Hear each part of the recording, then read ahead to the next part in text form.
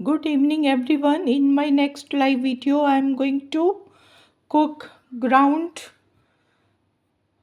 and ground spinach saag.